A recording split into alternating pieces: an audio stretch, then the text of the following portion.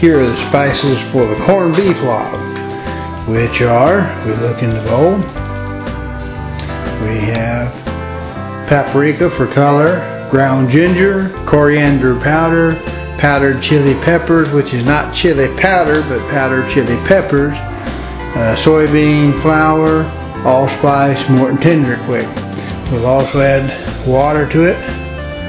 We now have a texture grind, which you'll take a coffee grinder and black peppercorns, cloves, yellow mustard seed, fennel seed, and bay leaves, and we will grind these to a certain type of texture.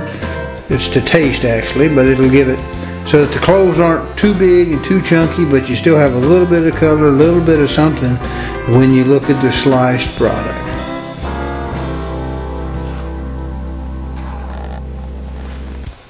We pre-mix the spice.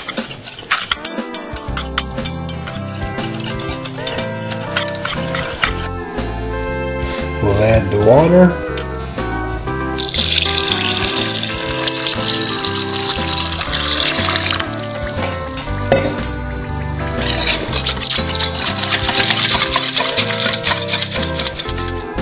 This is just a small residential coffee grinder.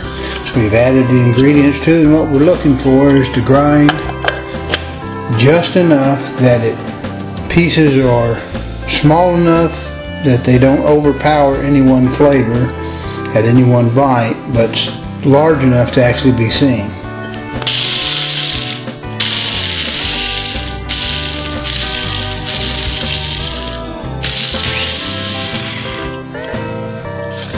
Now let's see what about it looks like.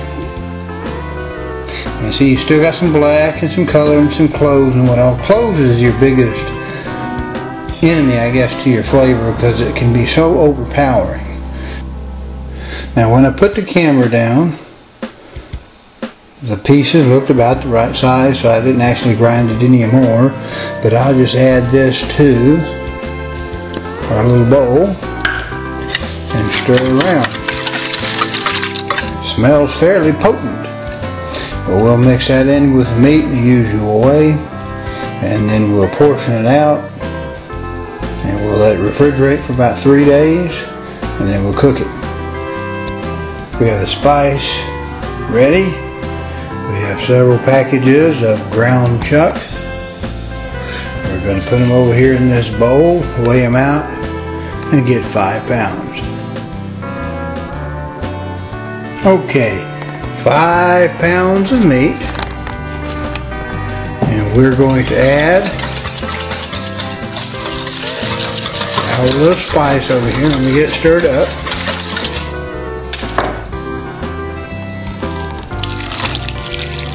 And we're going to just do this mix by hand.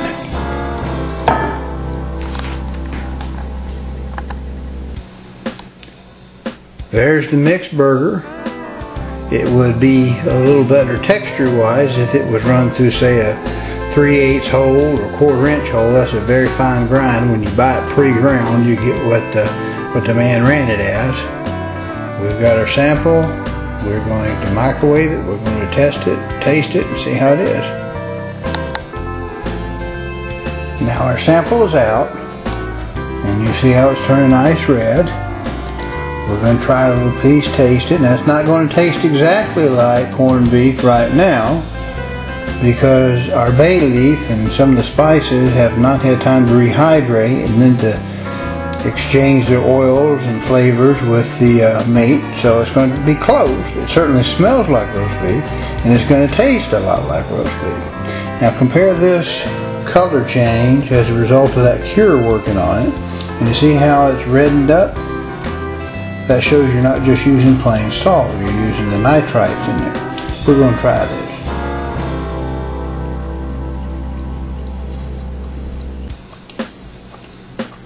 Tastes remarkably like corned beef.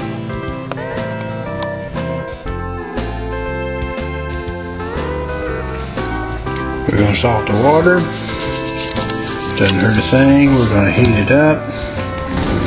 And And then we're going to put our casings in. We're going to get them soaked. They're not going to float when they're full of water.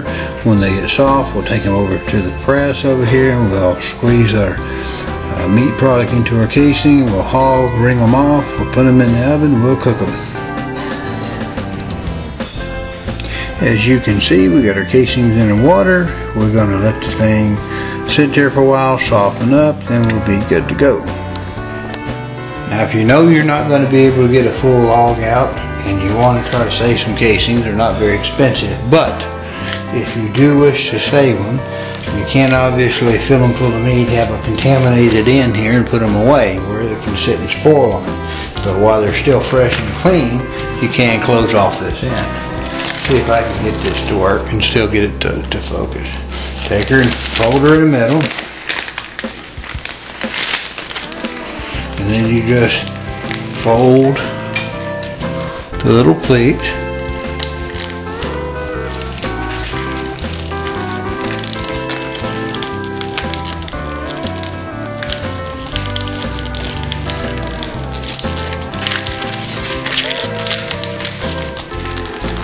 If I can do this and still try to keep an eyeball on the camera, see how that works, and get it hog brain.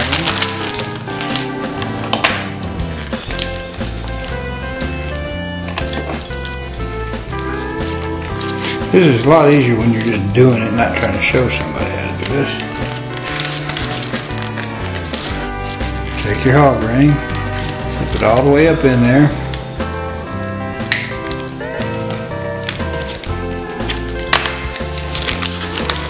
Now you have the end.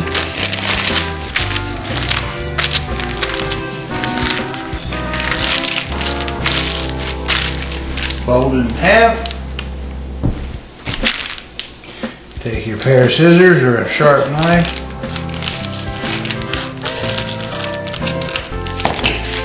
Now you have two baby casings. One you can put away for when it's needed. The other one you can use. Oven is up to temperature. Let's check our turkey foil, see if its drip pan is in place, and it is. We're ready to do our corned beef log. Time to stuff the casing.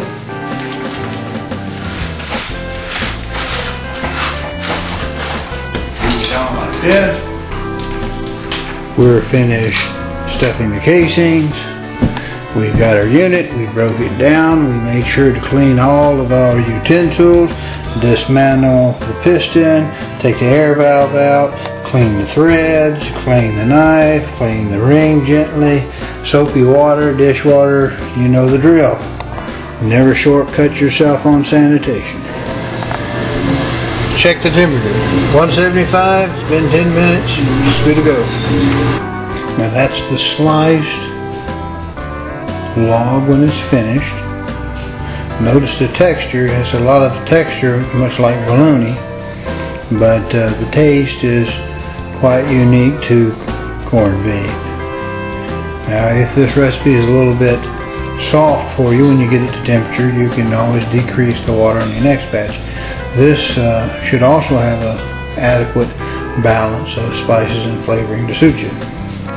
There's the finished product. There are 7 packs of approximately 14 ounces apiece. Some are a little more, some a little less, but it's about what we got out of it.